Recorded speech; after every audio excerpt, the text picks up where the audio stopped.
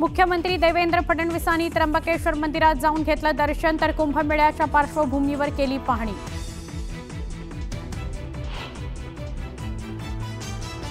माजी खासदार भास्करराव खदगाकर राष्ट्रवादी काँग्रेसच्या वाटेवर आज अजित पवारांच्या उपस्थितीत राष्ट्रवादी काँग्रेसमध्ये करणार प्रवेश। नांदेडच्या नरसीत पार पडणार पक्षप्रवेश सोहळा।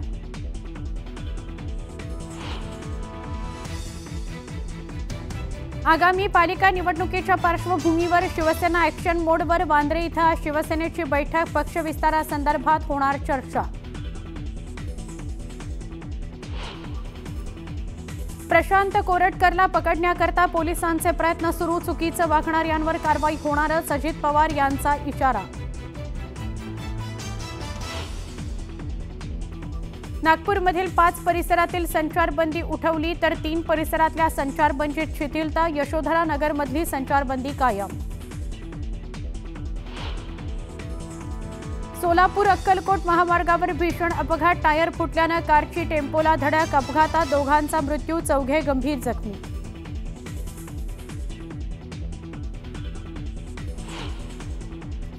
IPL मध्ये आज मुंबई इंडियन्स समोर चेन्नई सुपर किंग्सचं आव्हान। चेन्नईच्या एम.ए. चिदंबरम स्टेडियमवर रंगणार सामना, कोण मारणार बाजी याकडे क्रिकेट प्रेमींचं लक्ष।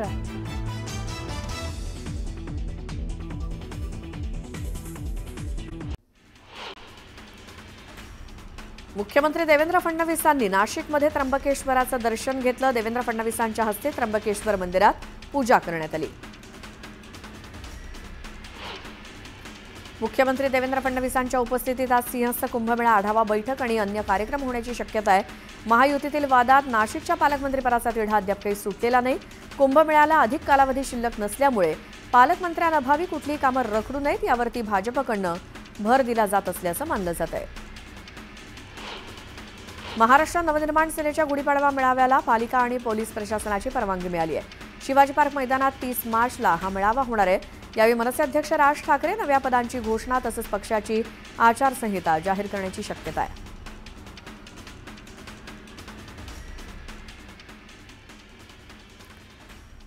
यानंतर ही थेट दृश्य आहेत नाशिकच्या त्र्यंबकेश्वर मंदिराच्या परिसरात असलेल्या कुशावर्त कुंडाची पाहणी करतायत मुख्यमंत्री देवेंद्र फडणवीस। या कुशावर्त कुंडामध्ये अनेक जण स्नान करण्यासाठी येत असतात। कुशावर्तात स्नान करणाऱ्यांची संख्या मोठी असते। त्र्यंबकेश्वर मंदिराच्या परिसरातच असलेलं कुशावर्त कुंड आणि तिथे पाहणी करण्यासाठी मुख्यमंत्री देवेंद्र फडणवीस आलेले आहेत। त्यांच्यासोबत इतरही संबंधित अधिकारी ज्यांच्याकडनं मुख्यमंत्री माहिती घेत आहेत। या नाशिकच्या संपूर्ण दौऱ्यामध्ये गिरीश महाजन सुद्धा त्यांच्यासोबत आहेत। आपण अधिक माहिती घेऊयात। आमचे प्रतिनिधी हरीश दिमोटे आपल्या सोबत आहेत। हरीश, कुशावर्ताची माहिती घेत आहेत मुख्यमंत्री, काय चर्चा सुरू आहे? नक्कीच आपण जर बघितलं तर काही वेळापूर्वीच मुख्यमंत्री देवेंद्र फडणवीस यांनी त्र्यंबकेश्वराचं दर्शन घेतलं आणि आता ते कुशावर्त कुंडावरती पोहोचलेले आहेत। ज्या कुंडामध्ये खरं तर कुंभमेळ्यामध्ये जे शाही स्नान केलं जातं ते याच कुंडामध्ये केलं जातं। त्या कुंडाची पाहणी त्यांनी केलेली आहे आणि माहिती देखील जाणून घेतलेली आहे। त्र्यंबकेश्वरमध्ये ते आढावा घेत आहेत की कुंभमेळ्याच्या दृष्टीने काय तयारी करणं गरजेचं आहे। त्या दृष्टीने आता त्यांची सगळी पाहणी सुरू आहे। दर्शन झालंय, कुंडाचं त्यांनी दर्शन घेतलं, त्या ठिकाणी माहिती घेतली आहे। आता ते नाशिककडे रवाना होणार आहेत आणि नाशिकमध्ये त्यांची सर्व विभागाचे अधिकारी असतील, मंत्री असतील, खासदार आमदार असतील, या सगळ्यांसोबत एक आढावा बैठक पार पडते। कुंभमेळ्याच्या दृष्टीने ही बैठक जी आहे ती महत्वाची ठरणार आहे आणि मुख्यमंत्र्यांनी सांगितलं की मी दर 15 दिवसाला येणार आहे आणि स्वतः जातीने लक्ष घालून हा कुंभमेळा कसा यशस्वी पार पडता येईल या दृष्टीनं त्यांचे प्रयत्न सुरू असल्याचं दिसतंय। बिलकुल हरीश, धन्यवाद या माहितीसाठी। आणि मुख्यमंत्र्यांनी कुशावर्त कुंडाची पाहणी केली, जिथे या सिंहस्थाच्या काळामध्ये अनेक जण पवित्र स्नानासाठी येतात आणि त्याचीच नेमकी व्यवस्था कशी आहे, काय सुधारणा काही आवश्यक आहेत का, या सगळ्याची पाहणी मुख्यमंत्र्यांनी केली त्र्यंबकेश्वर परिसरात।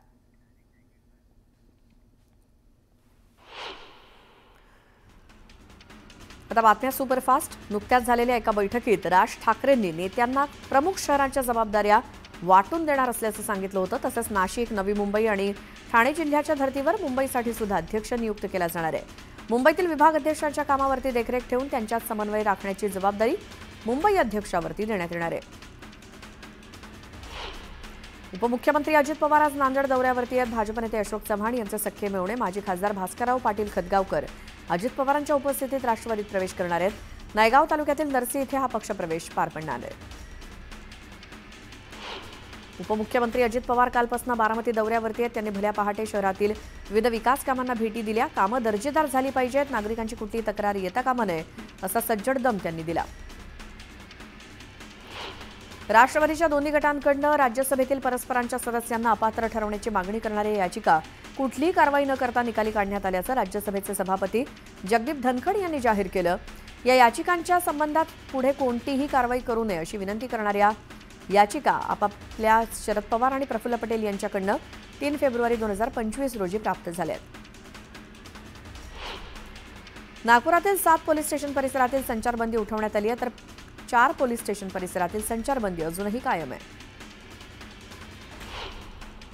गेल्या 3 दिवसांपासून सोनं चांदीचे भाव कमी होत असून चांदीचे भाव 1200 रुपयांनी कमी होऊन चांदी 98,100 रुपये प्रति किलोवरती आली आहे. तर सोन्याच्या भावात सुद्धा 600 रुपयांची घसरण होऊन सोनं 88,400 रुपये प्रति तोळ्यावरती आलंय. मध्य हार्बर आणि पश्चिम मार्गावरील विविध अभियांत्रिकी आणि देखभालीच्या कामांसाठी आज 3ही मार्गांवरती मेगा ब्लॉक आहे. त्यामुळे 3ही मार्गांवरील लोकल सेवेवर परिणाम होणार आहे. प्रवाशांना लोकल प्रवास करताना वेळापत्रक पाहूनच नियोजन करावं लागेल. शिधापत्रिकाधारकांना आधार क्रमांक जोडण्यासाठी अन्न आणि नागरी पुरवठा विभागानं 31 मार्चपर्यंत मुदतवाढ दिली आहे. ग्रामीण भागात अजूनही लाखो शिधापत्रिकाधारकांना आधार क्रमांक जोडण्यासाठी मोठं दिव्य पार करावं लागतंय. आधार कार्ड धारकाचा फोटो जुना असल्यामुळे केवायसी करत असताना अनेक अडथळे येत आहेत. दरवर्षी मार्च किंवा एप्रिल महिन्याच्या पहिल्या आठवड्यात परीक्षा आटपली की बच्चे कंपनी थेट मामाच्या गावी धूम ठोकतात. मात्र यावर्षी हजारो विद्यार्थ्यांचं हे गणित बिघडणार आहे.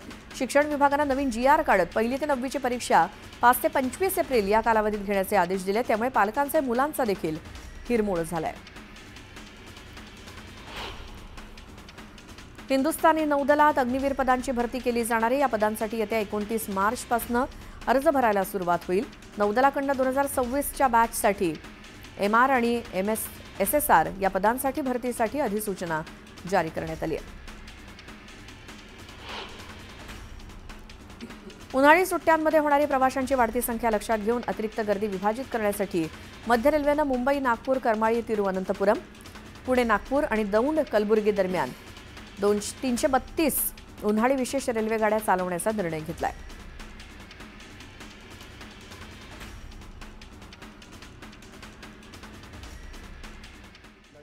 गैरसमज होता त्यामध्ये याची पण काळजी, खबरदारी आम्ही सगळे तिघही एकमेकाच्या बाबतीमध्ये घेत असतो.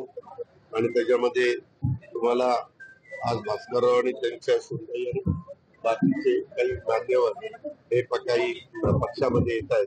त्यांच्यामुळं पक्ष वाढीला मदत होईल. आम्ही बेरजेचं राजकारण स्वर्गीय यशवंतराव चव्हाण साहेबांनी शिकवलंय तशा पद्धतीने करतोय. आणि त्याच्यातून आज दिवसभर मी आपल्या नांदेडच्या परिसरामध्ये आहे.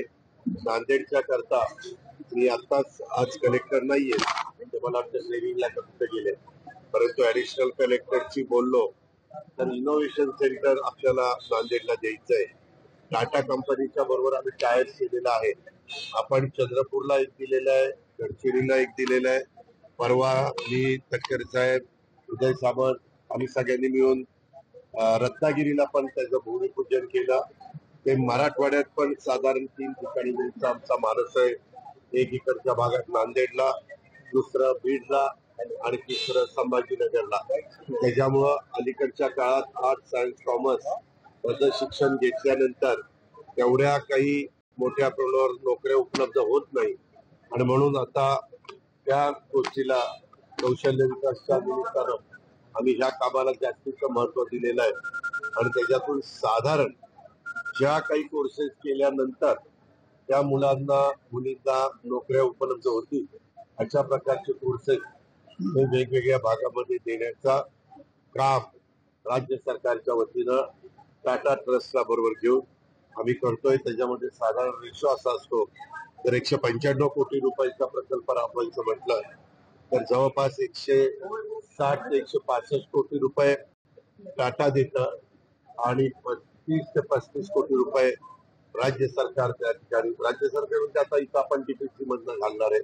त्याबद्दल अविनाश अतुल सावे हे आपले पालकमंत्री आहेत, त्यांच्याशी पण माझी चर्चा झालेली आहे आणि त्यांनाही मी सूचना दिली. बीडचा मी पालकमंत्री असल्यावर तिथं काही तो प्रश्न आहे ते मी करणारच आहे आणि संभाजीनगरच्या बाबतीत पण शिक्षकांशी चर्चा करून तिथल्याही मुला मुलींना एक नवीन दालन आम्ही या निमित्तानं रोजगार मिळण्याच्या करता उघडतो.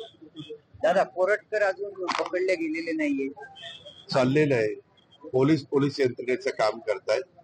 कधी कधी एखादी गोष्ट पकडण्याच्या करता वेळ लागतो, परंतु ते मुद्दाम कुणी प्रयत्न करता अशाचा भाग नाही. आजपर्यंत कुठल्याही न्यायालयाने त्यांना जामीन मंजूर केलेला नाहीये आणि त्याच्यामुळं जे काही चुकीचं वागत असतील ते कुठल्या गटाचे पक्षाचे कुणी असू द्या, त्यांच्यावर कारवाई संविधानाच्या, कायद्याच्या आणि नियमाच्या या सगळ्या जो काही त्याचा हे आहे त्या निमित्तानं आम्ही त्या ठिकाणी घेतो.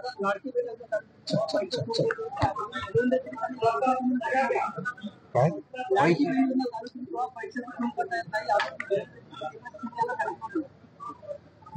अरे बाबा, मीच अर्थमंत्री होतो. निर्णय घेताना पत्रकार मित्रांनो हात जोडून विनंती रे, जरा जास्तीची माहिती घेत चला. ज्यावेळेस एखादा निर्णय होतो तो कॅबिनेटला जातो. कॅबिनेटमध्ये मुख्यमंत्र्यांच्या पासून सगळे 42 मंत्री हजर असतात. ते चर्चा करतात. आपापली भूमिका तिथं मांडण्याचा अधिकार असतो. आम्हाला अर्थ मंत्रालय म्हणून ती सगळं तपासून घेण्याचा अधिकार असतो. आम्ही आमची मतं स्पष्टपणे सांगतो. ते तुम्हाला काही वाईट वाटायचं कारण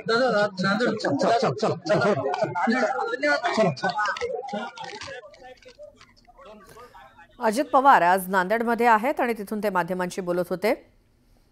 आज भास्कर पाटील खदगावकर यांचा राष्ट्रवादीमध्ये प्रवेश होणार आहे आणि या सगळ्याच्या निमित्तानं आज पक्षप्रवेशाच्या माध्यमातून राष्ट्रवादीचा शक्ती प्रदर्शन आज नांदेडमध्ये बघायला मिळणार आहे.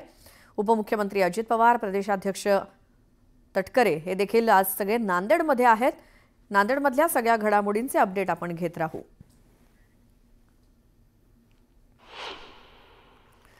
आणि आता बातम्या सुपरफास्ट. उन्हाळ्याच्या सुट्टीच्या कालावधीत प्रवाशांच्या नियमित रेल्वे गाड्यांव्यतिरिक्त उन्हाळी विशेष रेल्वे गाड्या चालवण्यात येणार आहेत. त्याचसोबत नांदेडला जाण्यासाठी मध्य रेल्वेच्या मुंबई विभागातून गाडी धावणार आहे.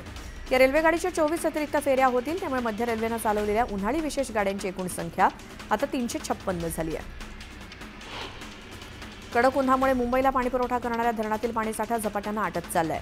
आणखी 2.5 महिने उन्हाळ्याचे बाकी आहेत. त्यामुळे संभाव्य पाणी संकट लक्षात घेता खबरदारीचा उपाय म्हणून भातसा आणि अप्पर वैतरणा या 2 धरणातील राखीव पाणीसाठा घेण्याची परवानगी मुंबई महापालिकेनं राज्य सरकारकडे मागितली आहे. सागरी किनारा प्रकल्प अर्थात कोस्टल रोड हा मुंबई महापालिकेसाठी येत्या काळात खर्चिक ठरणार आहे. या प्रकल्पाच्या देखभालीसाठी पालिकेला वार्षिक 200 कोटींचा खर्च येणार आहे. कोस्टल रोडवर वाहतूक नियमांची अंमलबजावणी करण्यासाठी मुंबई महापालिकेकडून कॅमेरे बसवण्यात येतात. हे कॅमेरे मे 2025 पर्यंत कार्यान्वित होणार असल्याची माहिती उपमुख्यमंत्री एकनाथ शिंदे यांनी अर्थसंकल्पीय अधिवेशनात दिली. राज्यात उच्च सुरक्षा नोंदणी क्रमांक पाटी बसवण्याकडे नागरिकांनी विविध कारणानं पाठ फिरवली आहे. त्यामुळे सगळ्याच जिल्ह्यामध्ये आणि आता शहरात या पाट्या लावण्यासाठीचे फिटमेंट सेंटर वाढवलं जाणार आहे. परिवहन आयुक्त कार्यालयाकडून तसे आदेश शनिवारी राज्यातील सर्व आरटीओ कार्यालयांना मिळाले.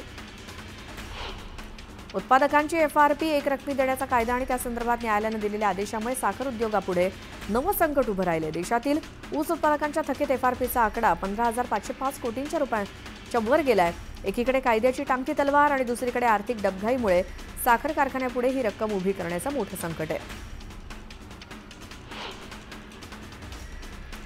मुंबई विद्यापीठाचा 2025-26 या वर्षाचा 968 कोटी 18 लाख रुपयांचा अर्थसंकल्प सिनेट बैठकीत मंजूर करण्यात आला.